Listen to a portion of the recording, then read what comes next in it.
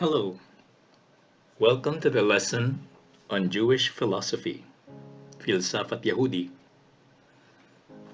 Kita akan belajar filsafat Yahudi secara umum. Setelah itu kita akan melihat Avicenna sama Maimonides.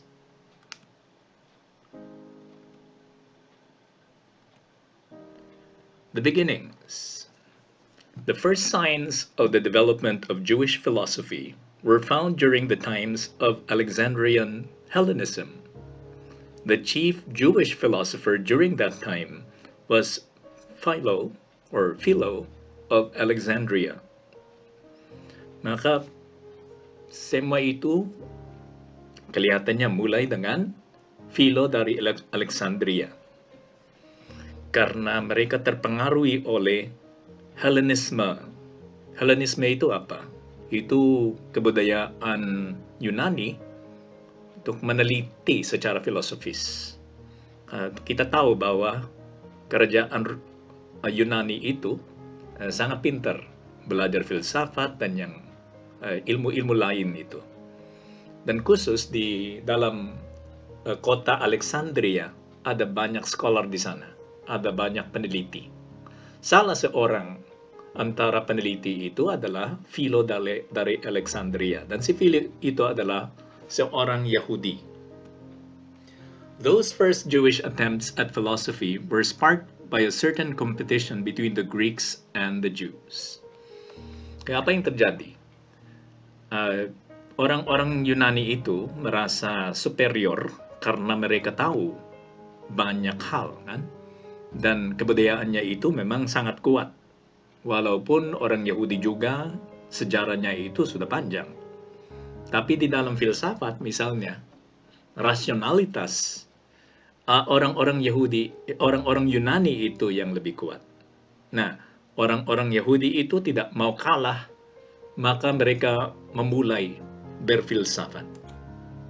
The Greeks tended to despise sacred scripture.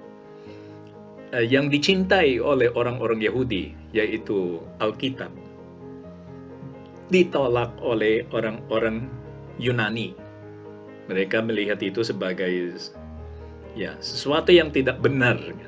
Ya, cerita-cerita rakyat itu yang dilihat oleh orang-orang Yunani.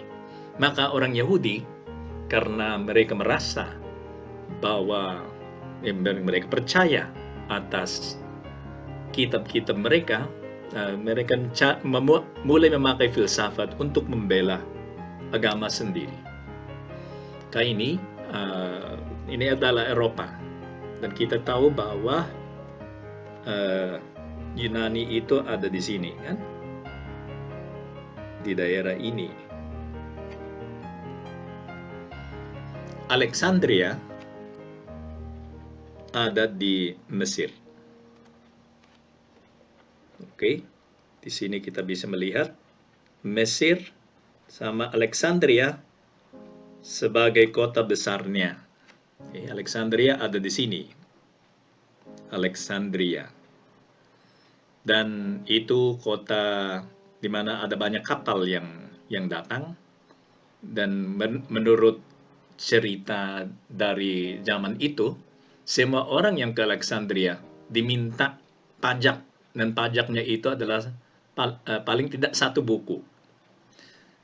Memang sekarang buku itu tidak terlalu mahal, kan? Tapi pada waktu itu tiap buku maksudnya adalah apa? Ide yang ditulis di atas kulit kambing. Maka bukunya sedikit dan itu ditulis, belum ada yang dicetak. Lalu untuk membuat satu buku perlu banyak hari, kan? Dan harus ada penulisnya yang mengkopi semua buku yang ada di sana. Nah, di Alexandria ada perpustakaan besar. Justru karena itu, karena mereka minta buku sebagai pajak. Bukan hanya buku, ada uangnya juga. Tapi salah satu hal yang mereka minta dari kapal-kapal itu adalah buku. Ini Alexandria, waktunya Cleopatra. Lumayan besar, benar. Dan ya, Oleh karena itu kita tahu bahwa perpustakaannya itu sangat bagus. Inilah perpustakaannya, perpustakaan Alexandria. Dan di dalam perpustakaan itu ada banyak buku. Philo dari Alexandria belajar di sana. Dia hidup 25 tahun sebelum Masehi. Okay? Sampai 40 tahun setelah.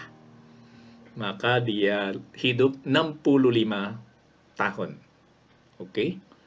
Dan itu termasuk waktunya Yesus Kristus. Dia lahir mungkin sedikit setelah Tuhan Yesus Kristus, tapi hampir dekat zamannya, justru di dalam zamannya Tuhan Yesus Kristus. Philo dari Alexandria, he was a Hellenized Jew. Dia seorang Yahudi, tapi kebudayaannya itu adalah Yunani.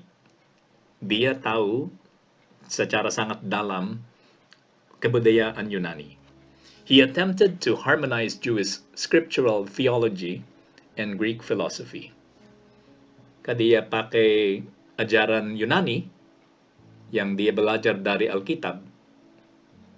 Saat sama dia pakai filsafat Yunani untuk mendalamkannya. Itu memang teologi. Nanti setelah dia orang-orang Kristen akan melaksanakan itu. Tapi maksudnya di sini adalah orang-orang Yahudi sudah memulai berteologi sebelum orang-orang Kristen. From the Platonic tradition, he got the theory of ideas. From Stoicism, he got the doctrine of the Logos. And from Oriental thought, the action of intermediary beings. Dia menyatukan beberapa ide dari filsuf-filsuf lain untuk membentuk seperti metafisikanya atau filsafat alamnya. Kan? Ada theory of ideas, ide-ide abadi yang ada di surga, hal-hal yang spiritual dan eternal, dan ada yang abadi, dan ada Stoicism that he got from the doctrine of the Logos. Okay? Maksudnya dia ambil Logos dari Stoicism dan dia mengambil intermediary beings. Ada beberapa makhluk di tengah dari yang tertinggi adalah ide-ide abadi, yang di bawah itu adalah semua yang ada di bumi, dan di tengahnya ada banyak. Salah seorang antara yang ada di tengahnya itu adalah Logos. Note that he started doing theology even before the church fathers. Okay, kita sudah sebut itu sebelum bapak-bapak gereja dia sudah berteologi. His synthesis of the Greek and Judaic traditions proved helpful to later scholars such as Clement of Alexandria, Athenagoras, Theophilus, Justin the Martyr, Tertullian, and Origen. Okay, maka ide-idenya itu, cara bagaimana dia membuat sintesis antara ide-ide Yunani dan Yahudi dipakai juga oleh Clement of Alexandria, Athenagoras, Theophilus, Justin the Martyr, Tertullian, dan Origen. Okay? Karena mereka memakai warisan dari Philo of Alexandria. The transcendence of God was strongly emphasized. Bagi dia, Tuhan itu sangat transcendent. Allah itu sangat transcendent. Dan itu kuat. Maksudnya dia tidak terlalu dekat bumi ini yang material.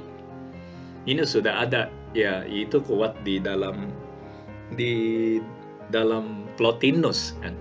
Maka itu ide Yunani. His transcendence, walaupun disukai oleh orang-orang Yahudi juga kan, his transcendensinya Allah. This transcendence was characteristic of the teachings of the Jewish Kabbalah, a work that makes us see how much Platonic teaching has influenced Jewish theology. Jewish Kabbalah itu adalah seperti sekte di dalam agama Yahudi, dan yang paling mistik. Sebagaimana ada Sufi di dalam Islam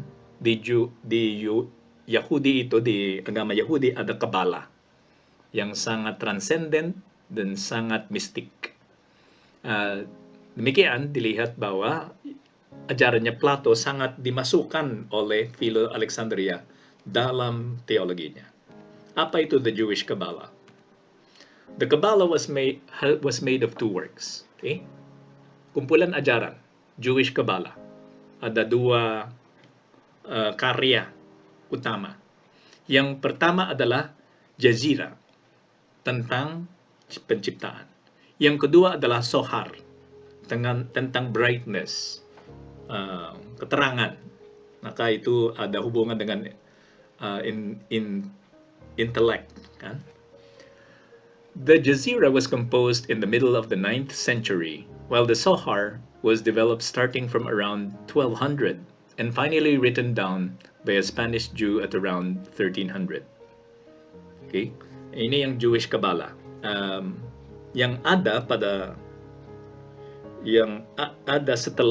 sebetulnya setelah Philo of Alexandria, tapi tetap termasuk Yahudi, kan? Jazira itu yang 9th century, composed in the 9th century about creation. Walaupun mungkin warisannya atau yang diturunkan dari generasi ke generasi sudah ada secara lisan, kan? Jazira. And then the Zohar, 1200. Additions and commentaries were made after 1300. Ito yung kumpulan ajaran Kabbalah. Kabbalistic philosophy shows the influence of Neoplatonism. Okay, ito akarnya ada di dalam waktunya Philo of Alexandria, especially in its doctrine on emanation and intermediary beings between God and the world. Okay, emanasi itu adalah yang dari prinsipnya ide-ide badi mo. Misalnya di dalam kasus Yahudi, yang pertama adalah Allah. Dari Allah itu ada emanasi. Maka sedikit demi sedikit semuanya itu terbentuk dari yang tertinggi. Dan semakin jauh dari yang tertinggi itu, semakin material. Sehingga kita bisa mengatakan bahwa Allah itu yang ada di atas, dan di bawah yang material, di tengahnya masih ada intermediary beings between God and the world. Karena emanasi. Okay? Kabbalistic philosophy was much influenced in its latter period by Avicenna. Okay? Now, setelah Philo of Alexandria, tidak ada filsafat. The initial philosophical fervor was interrupted by the destruction of the Temple of Jerusalem and the sense of loss of identity of the Jewish nation. Susah menemukan seorang filsuf Yahudi setelah Yesus Kristus. Kenapa? Karena dulu mereka berkumpul di Yerusalem, tempat persembahannya ada di Yerusalem. Mereka menyembah Allah di Yerusalem. Tapi sekitar tahun 50, bait Allah itu dimusnahkan oleh kerajaan Romawi. Dan orang-orang Yahudi tidak dibiarkan kembali ke tempat itu. Maka orang-orang Yahudi itu bingung. Mereka tersebar di seluruh dunia. Sehingga identitasnya sebagai negara seperti hilang. Sehingga kita bisa mengerti bahwa tidak ada filsuf pada waktu itu. It was awakened again when the Abbasids started to reign in the year 754. Okay? Setelah kerajaan Muslim, Abbasids, kan? Mulai merajalela di dalam dunia ini, baru mereka bangkit lagi secara filosofis. Sekitar tahun 754. In that year, the principal Jewish scholars at the academy in Babylon established a school that was to be independent of rabbinic jurisdiction and from the traditional laws of Israel. Okay, dulu di Philo of Alexandria itu lumayan independent karena dia ada di Alexandria, kan? Dan dia terpengaruh oleh kebudayaan Yunani.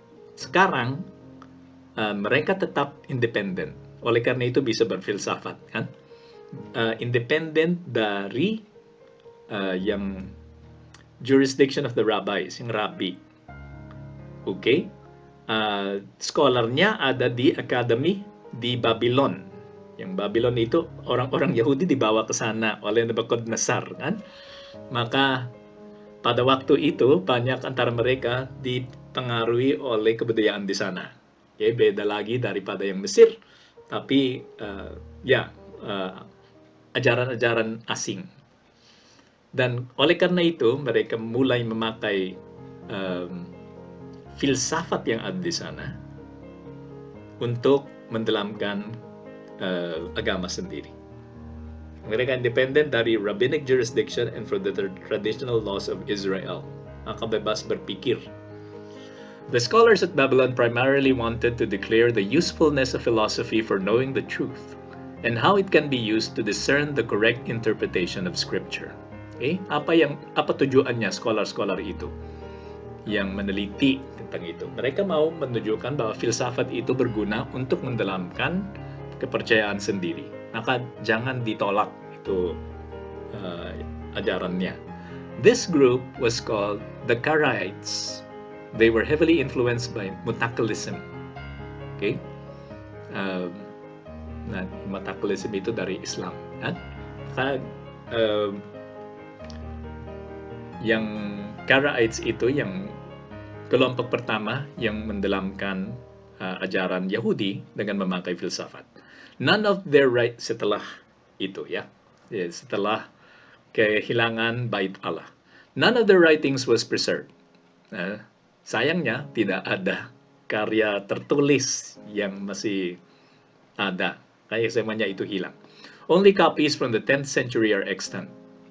Their chief opponent was the Jew Saadia Gaon. Okay? Maka Karaites itu percaya kepada filsafat, si Saadia Gaon itu menolak filsafat. After the death of Saadia, setelah Saadia itu mati, the writings of the Jewish philosophers started arriving in Spain, together with the knowledge of Islamic philosophy. Okay? Di Spanyol itu mereka menerima banyak buku, banyak karyanya filsuf-filsuf Yahudi bersama filsuf-filsuf Arab. Di Spanyol, semuanya itu diteliti. This was supported by the Caliphate of Cordoba. Okay? Kaya datang niyo karena pada waktu itu, Spanyol itu masih Muslim. Caliphate of Cordoba. Aside from studying past philosophies, the Spanish Jews developed philosophy of their own. Okay?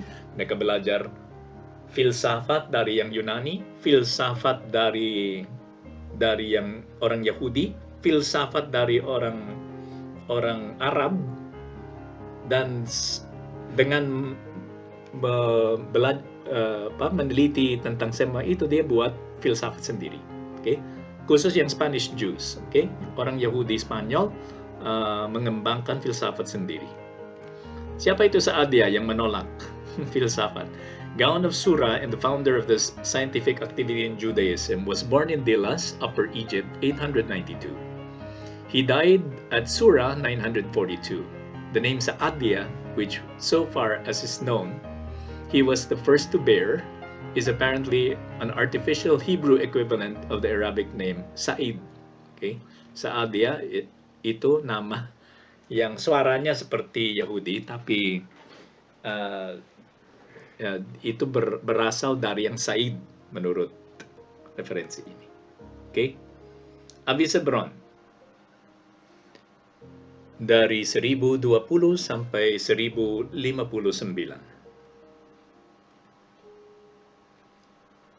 Si Avisebron adalah seorang Yahudi yang Neoplatonis dan namanya itu Solomon ben Judah ibn Gabirol.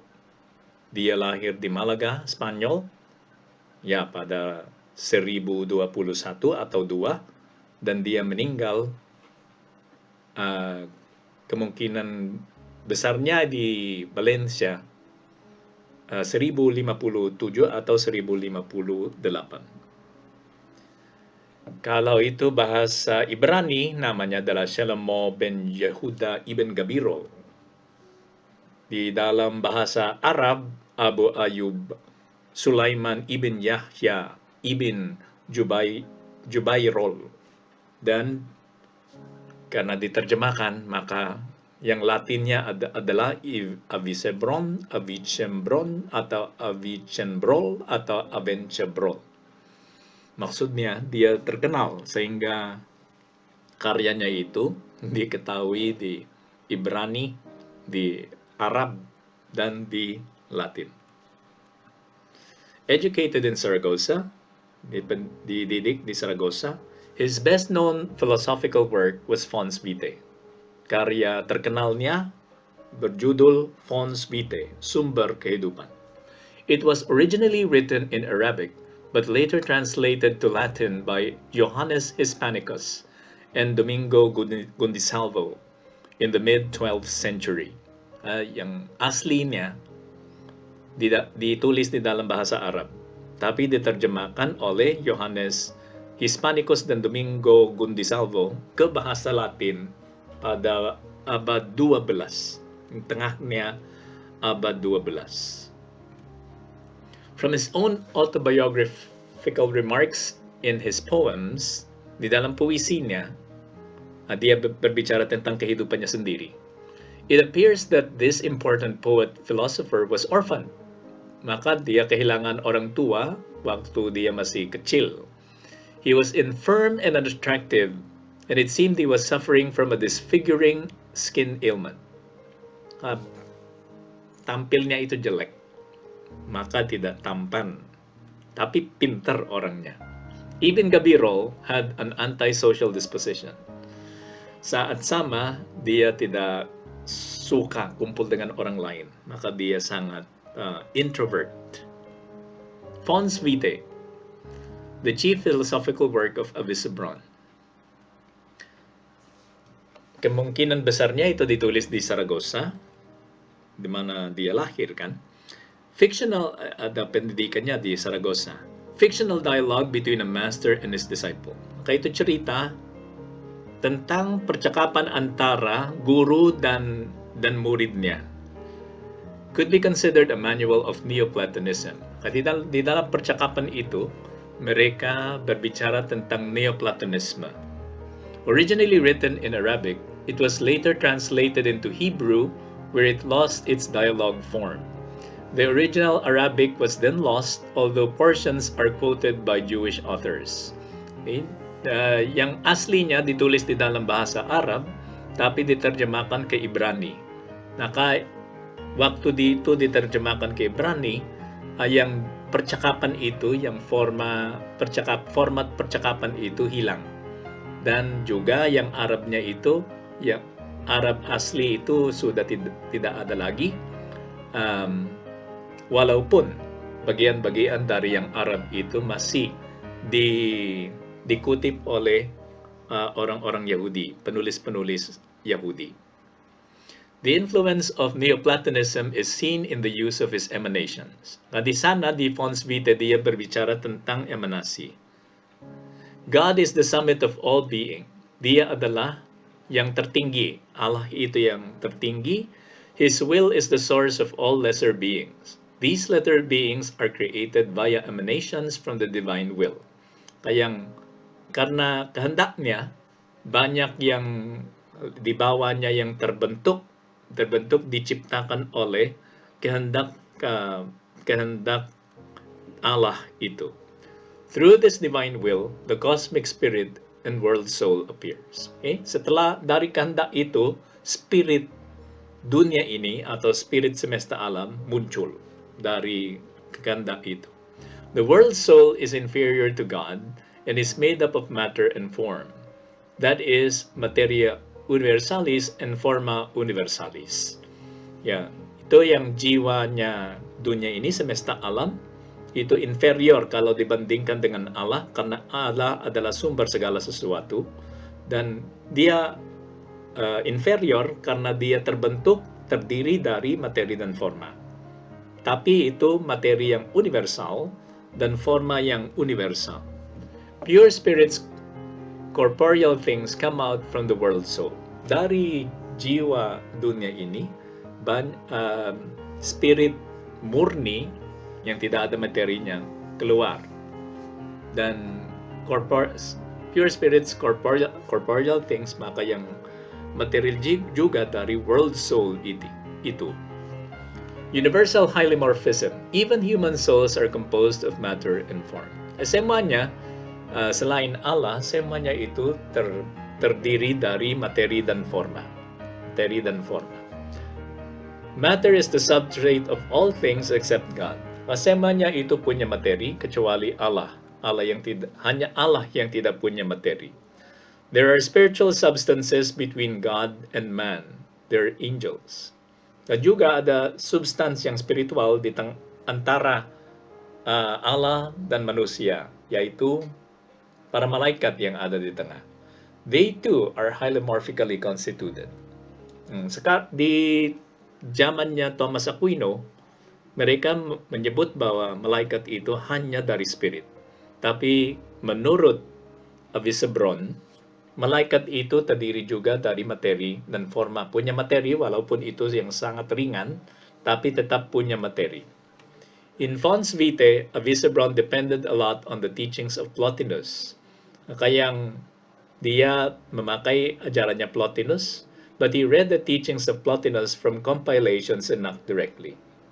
Dia tidak membaca secara langsung tulisannya Plotinus, tapi dia mengutipnya dari kumpulan-kumpulan tulisan yang dibuat oleh orang lain.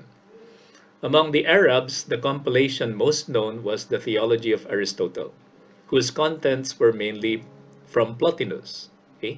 Antara orang-orang Arab, ada karya itu yang judulnya adalah Teologinya Aristoteles. Tapi judulnya itu salah. Itu bukan ajarannya Aristoteles, melainkan ajarannya Plotinus.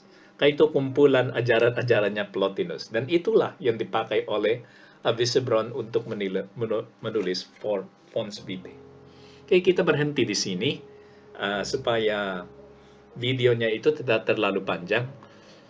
Nanti di dalam bagian kedua, kita akan membahas tentang Moises Maimonides. Selamat belajar dan semoga sudah belajar banyak tentang filsafat Yahudi dalam video yang pendek ini.